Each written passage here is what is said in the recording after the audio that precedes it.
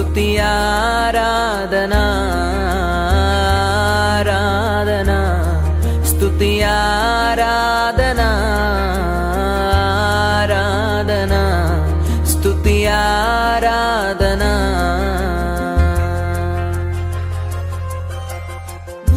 నీ వంటి వారు ఒక్కరును లేరు, నీవే అతి శ్రేష్ఠుడా.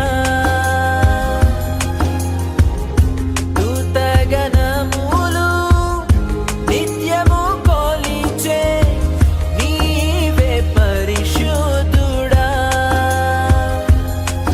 నిన్న నేడు మారని ఆరాధనా స్తుతి ఆరాధనా ఆరాధనా స్తుతి ఆరాధనా ఆరాధనా స్తుతి ఆరాధనా. అందరికీ వందనమండి. అందరూ తలలు ఉంచి కళ్ళు మూసుకున్నట్లయితే చల్లగాలి నెహెమ్యా గారు ప్రార్థిస్తారు. శ్రేష్టమైన ద్రాక్షావల్లి ప్రేక్షకులకు నా వందనాలు. ప్రభు అయిన యేసుక్రీస్తు నామమున నీకు వందనాలు చెల్లిస్తున్నాను. మనమందరము ఏకీభవించి ప్రార్థనలో ఏకీభవిస్తాము. అందరూ తలలు ఉంచి కళ్ళు మూసుకున్నాము. మహోన్నతుడా, మహిమా స్వరూపి, నిన్న నేడు నిరంతరం ఉన్న రాజని స్తోత్రాలు.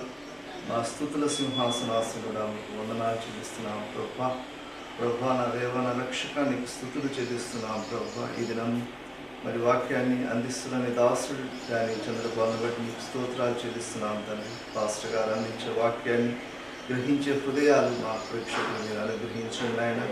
ఈ పరిచర్య ప్రభా దీవెనకరంగాను ఆశీర్వాదకరంగాను లాగున మీ కృప చూపించండి నాయన. వింటున్నాం మరి చెబుతున్నటువంటి పాస్టర్ గారు నీ ఆత్మతో నింపి మా హృదయాలను తెరిచి మేము గ్రహించేటువంటి నీ కృపను మాకు అనుగ్రహించండి. మా ప్రభువును మా రక్షకుడైన యేసుక్రీస్తు నామమున బ్రతిమాలి వేడుకుంటున్నాం తండ్రి, ఆమేన్. ఇప్పుడు ఒక పాట విందాం.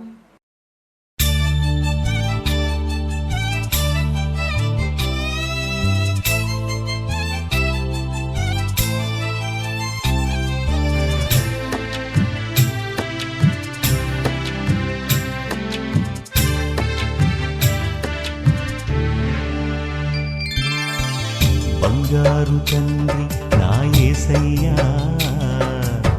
స్తోత్రము చెల్లింతును యేసయ్యా. నేరము చేసి తిని నేనయ్యా, నేరము చేసి తిని నేనయ్యా. నా భారాన్ని మోసిన యేసయ్యా, బంగారు తండ్రి నా యేసయ్యా, స్తోత్రము చెల్లింతును యేసయ్యా.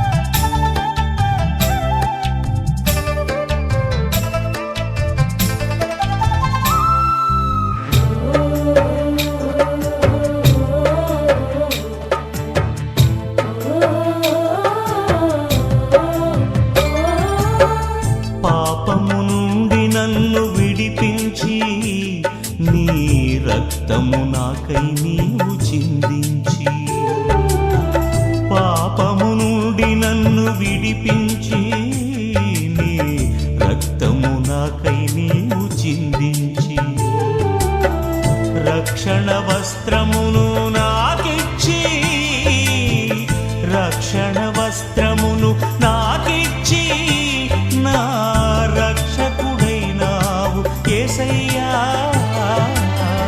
బంగారు తండ్రి నా యేసయ్యా, స్తోత్రము చెల్లింతును యేసయ్యా.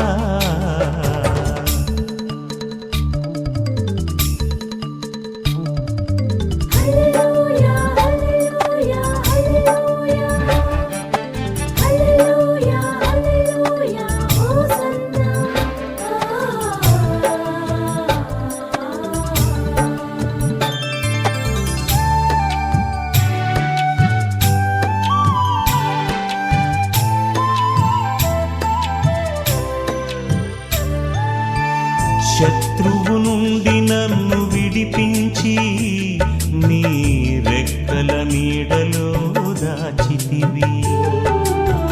శత్రువు నుండి నన్ను విడిపించి నీ రెక్కల నీడలో దాచితివి.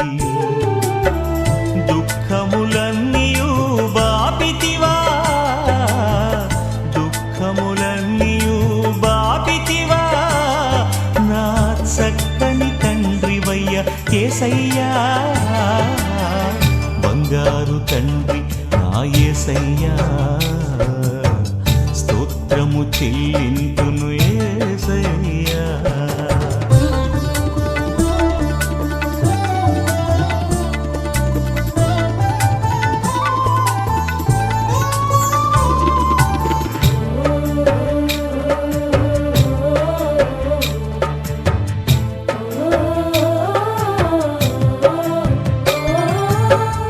అడుగులు జారకనను నడిపితివి, నీ ఉన్నత సేవకై పిలిచితివి. అడుగులు జారకనను నడిపితివి, నీ ఉన్నత సేవకై పిలిచితివి. ఎన్నికలేని నన్ను ఎన్నుకొని, ఎన్నికలేని నన్ను ఎన్నుకొని ఇంత భాగ్యమునిచ్చావు యేసయ్యా, బంగారు తండ్రి నా యేసయ్యా, స్తోత్రము చెల్లింతును యేసయ్యా. నేరము చేసి తిని నేనయ్యా, నేరము చేసి తిని నేనయ్యా, నా భారాన్ని మోసిన యేసయ్యా, బంగారు తండ్రి నా యేసయ్యా, స్తోత్రము చెల్లింతును యేసయ్యా.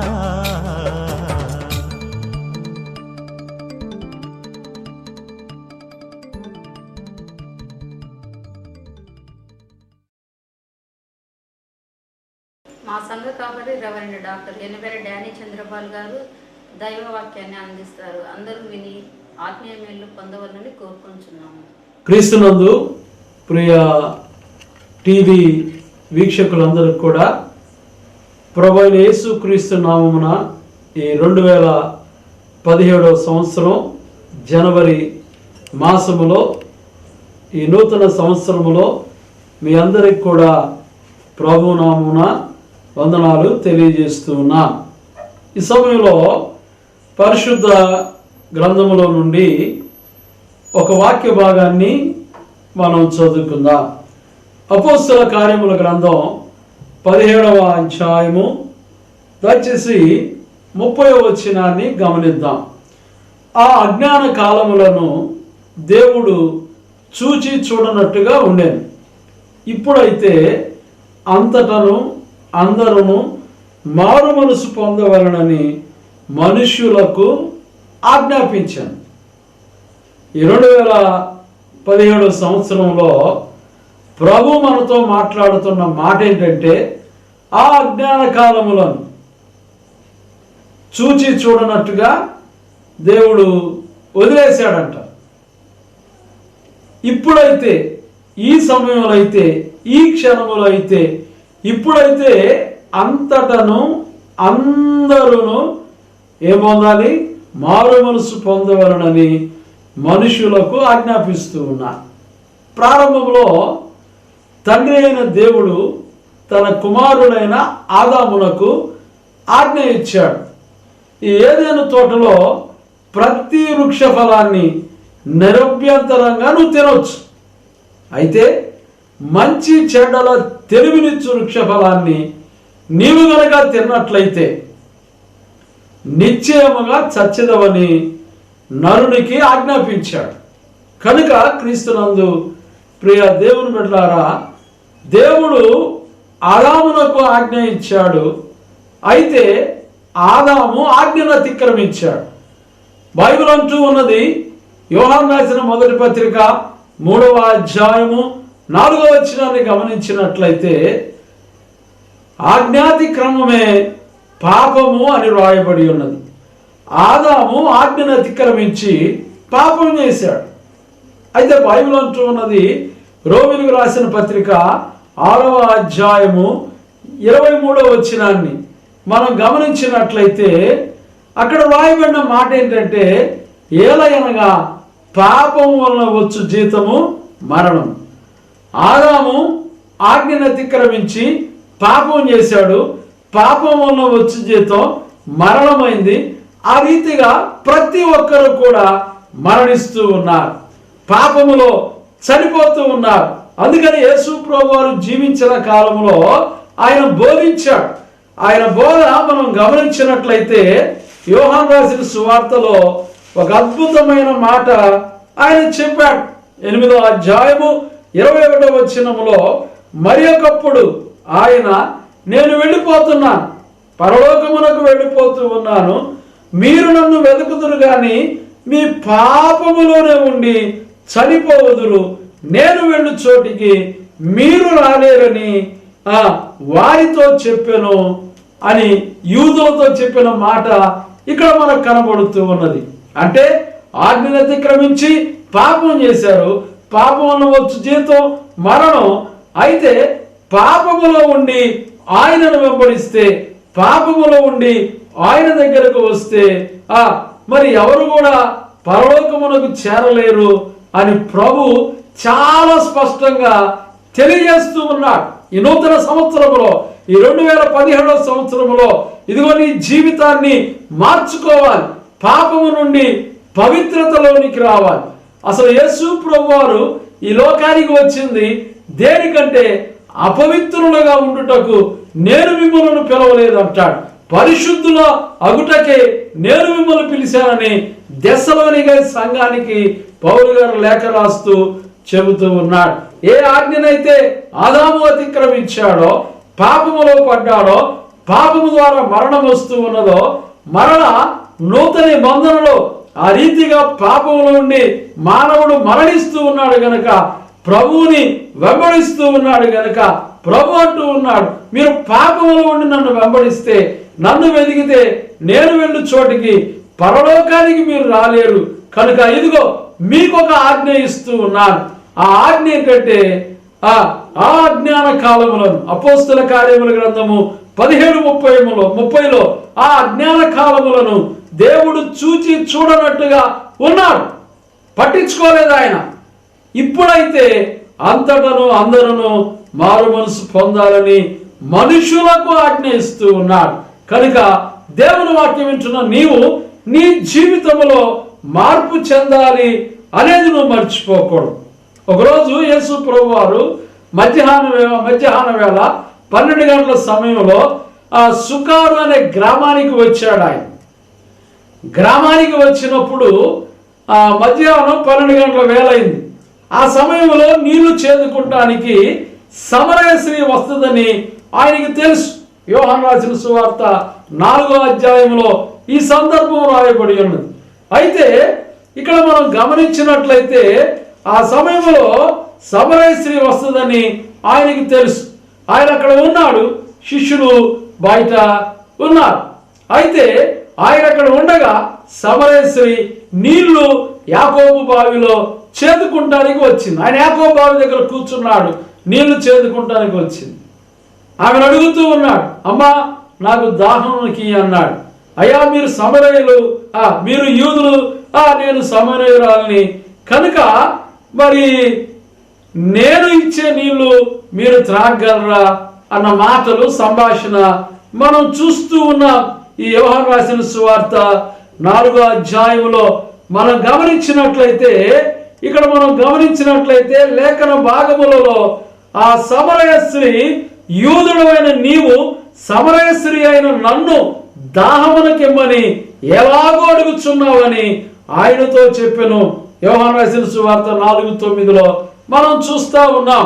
క్రీస్తునందు ప్రియ దేవుని బిడ్డలారా, ఈ లేఖన భాగాన్ని మనం గమనించినట్లయితే అప్పుడు ఆ స్త్రీతో మాట్లాడుతూ ఉన్నాడు. ఎన్నో మాటలు మాట్లాడాడు.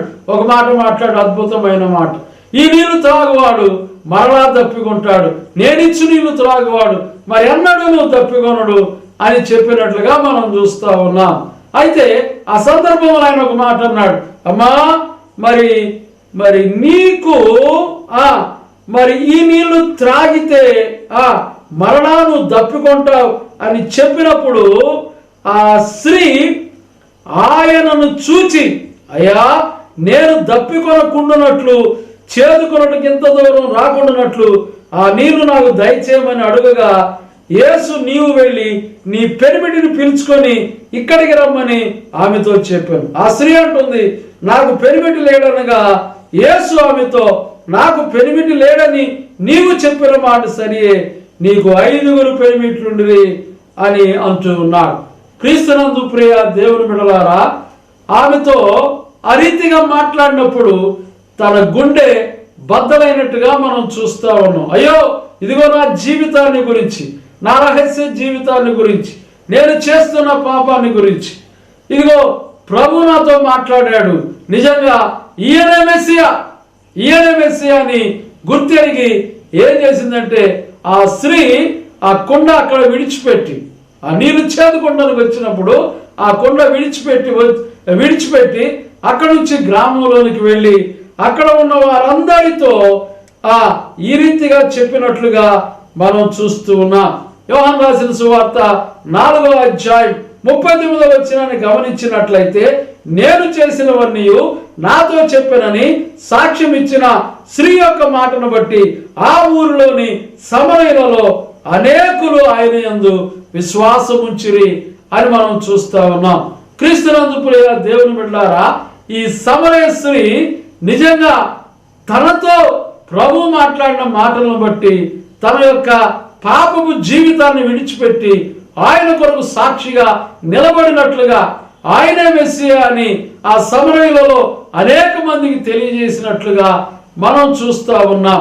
సమరయ స్త్రీ మార్పు చెందుట అనేది మనం గమనిస్తూ ఉన్నాం. ఈ సమయంలో దేవుని వాక్యాన్ని వింటున్న నీవు నీ జీవితంలో ఇంకా పాపములోనే జీవిస్తున్నావా? ఆ సమరయ స్త్రీలాగా పాపాన్ని విడిచిపెట్టు, ప్రభు దగ్గరికి రా.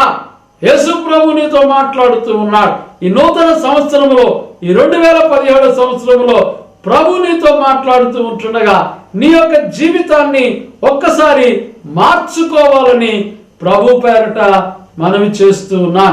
సమరయ స్త్రీ లాంటి వాళ్ళే, భయంకరమైన పాపములో ఉన్న వాళ్ళే మార్పు చెందారు. ఆ అజ్ఞాన కాలములను దేవుడు చూచి చూడనట్లుగా ఉన్నాడు.